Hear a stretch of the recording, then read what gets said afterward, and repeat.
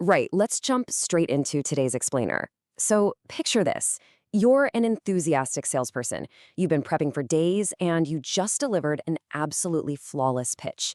I mean, the presentation was perfect, your energy was totally contagious, and you laid out every single benefit of your business. You're standing there ready for that handshake, and then, boom, you hit a brick wall. A hard, flat no. It's a scenario that literally anyone in network marketing, or really any sales role, knows all too well. Today, we're going to tear down the anatomy of that rejection. And more importantly, we're going to show you how to completely transform your response to it using this really fascinating framework called the DENGAR Method. Ouch, right? There it is, the classic rejection. I'm not interested in MLM. Or, maybe they hit you with, I just don't have the time. Or honestly, this sounds like a scam. When you hear those words, there's this immediate, almost physical sting. It's totally human nature. Ego and fear just instantly take the wheel. For the prospect, they're throwing up defensive shields because, well, they're terrified of making a bad decision or feeling pressured. But for you, your ego bubbles right up to the surface. You feel this burning, desperate need to defend your business and prove them wrong. And honestly, that knee-jerk reaction is exactly where the whole thing falls apart. So let's be totally honest with ourselves for a second here. Have you ever ruined a deal just because you tried to win an argument? Have you ever heard an objection and immediately fired back with this rapid-fire list of facts, figures, and reasons why the prospect is basically crazy and just doesn't get it? Well, if your goal is to build a massive, long-term network, we really have to ask, does winning a debate actually help you close a deal? The source material makes a really resounding point here. The answer is always no. Winning an argument almost guarantees you're going to lose that prospect. Section 1, Fatal Sales Mistakes.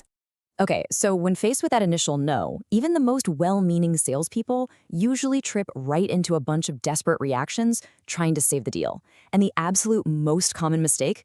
Over-explaining.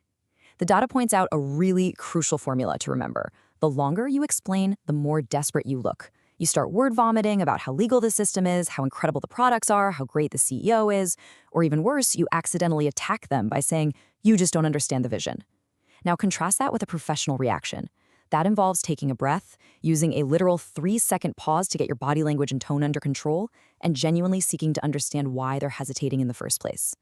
And that leads us straight into the ultimate over-emotional trap. When a prospect says no, you absolutely cannot fight emotion with emotion. Getting offended, snapping back in anger, or even just kind of silently sulking and distancing yourself, that ruins the relationship permanently. Forcing a hard close today, saying something like, look, you have to join right now because the promo ends at midnight, when they clearly aren't ready, that's going to cost you the long game. You might win the battle of words, but you completely burn the bridge. Which brings us to Section 2, Enter the DENGAR Method. So how do we actually fix this? Enter the DENGAR Method. Fun fact about this, DENGAR is actually an acronym built from Indonesian words.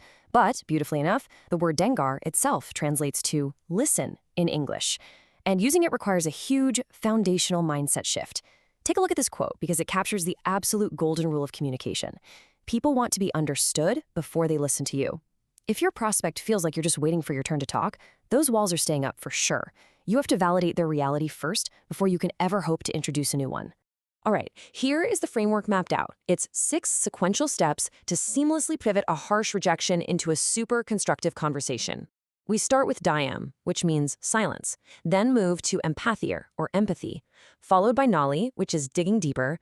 Next up is gunagan pertanya, meaning use questions, then arahkan, which is to direct information, and finally, you wrap it all up with respect. Let's break down exactly how to execute each of these steps when the pressure is really on. Step 1 is Dam, or silence. When the prospect drops a heavy objection, just bite your tongue. Never, ever cut them off. Let them empty their cup completely. Then, step 2 is empathy, or empathy. Instead of saying, yeah, but, use a calming phrase. Try saying something totally disarming like, I completely get why you'd think that, or, it's totally normal to have that concern. Validating their feelings without immediately contradicting them acts like this amazing pressure release valve. Their guard instantly drops because you're not fighting them, you're standing right next to them. Okay, so once that guard is down, we slide into step 3. Nggali, or digging deeper. Now you want to uncover the real reason behind that objection. Simply ask, hey, can you tell me a little more about what makes you say that? Or maybe, did you have a bad experience with something like this in the past? And that leads right into step 4, gunakan pertanyaan, which means use questions. The source emphasizes that asking open, leading, or emotional questions is so much more powerful than lecturing. You're guiding their thinking rather than just forcing your own thoughts down their throat. Finally, we round out the whole framework. Step 5 is arahakan, directing the information.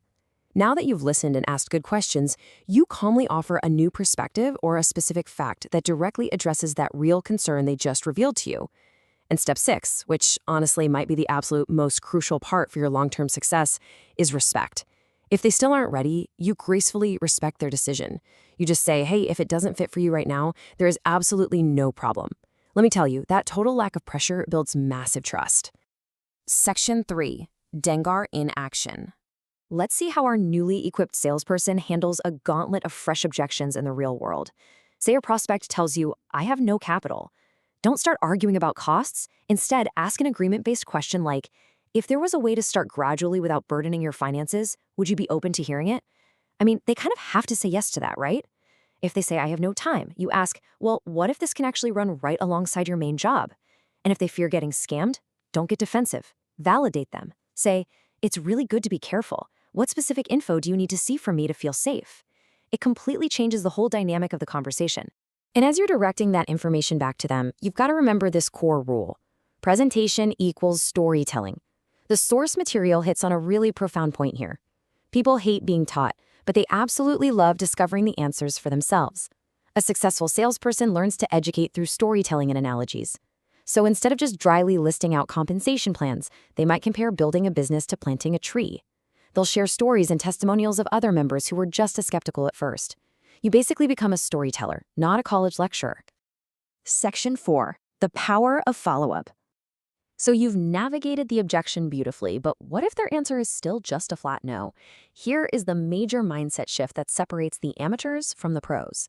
Not right now definitely does not mean not forever.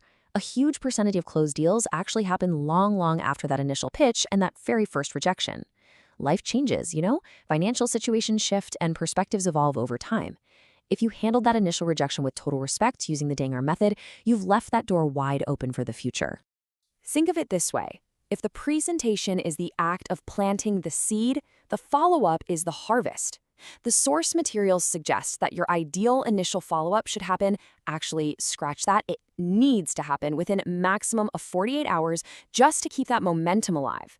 But listen, how you follow up is just as important as when you follow up. Let's lay out the absolute rules of the follow-up. Your primary goal is to add value, not to act like some pushy debt collector. You should be sending them a relevant video, sharing an educational piece of content, or dropping a new testimonial that speaks directly to their specific concern. You just say something casual like, hey, I saw this and thought it might answer that question you had the other day. What you must never do is send a desperate text saying, so are you joining yet? It instantly undoes all the professional trust you just worked so hard to build. Add value, don't ask for favors. Which brings us to our final provocative thought for this explainer.